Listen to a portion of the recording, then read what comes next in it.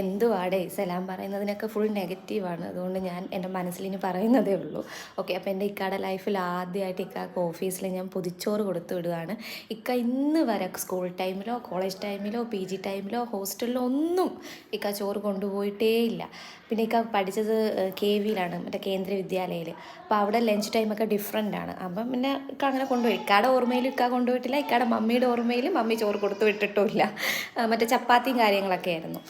അങ്ങനെ പിന്നെ ഞാൻ ഇക്കാക്ക് നല്ല അടിപൊളിയായിട്ട് വാഴയിലയിൽ നല്ല വെള്ളരി ചോറും അച്ചാറും മുട്ട പൊരിച്ചതും അവിയലും കൊഞ്ച് പൊരിച്ചതൊക്കെ ചേർത്ത് നല്ല അടിപൊളിയായിട്ട് ഞാൻ പൊതിഞ്ഞ്, പിന്നെ കറി എനിക്ക് ഡൗട്ടാണ്, ഞാൻ പറഞ്ഞില്ല ഇക്ക നോൺ വെജ് ഒന്നും കൊണ്ടുപോകത്തില്ല, കൊണ്ടുപോയിട്ടുമില്ല. ഇക്കാക്ക് അത് ഇഷ്ടമല്ല, താല്പര്യമില്ല. പിന്നെ ഞാനന്ന് വറുത്തരച്ച കറിയാണ്, ഞാൻ കൊഞ്ച് കറിയാണ് കൊടുത്തു വിട്ടത്. പക്ഷെ ഞാൻ എക്സ്പെക്ട് ചെയ്തതിനെക്കാട്ടി ഇക്കാക്ക് ഒരുപാട് ഇഷ്ടമായി ലഞ്ച്. എൻ്റെ അടുത്ത് അറേഞ്ച് ചെയ്തിട്ട് അടിപൊളിയായിരുന്നെന്ന് അത് കേട്ടപ്പോൾ ഒരുപാട് സന്തോഷം തോന്നി. അപ്പോൾ സപ്പോർട്ട് ചെയ്യാൻ ആരും മറക്കരുത്. ഇക്കയുടെ ഇന്നത്തെ ലഞ്ച്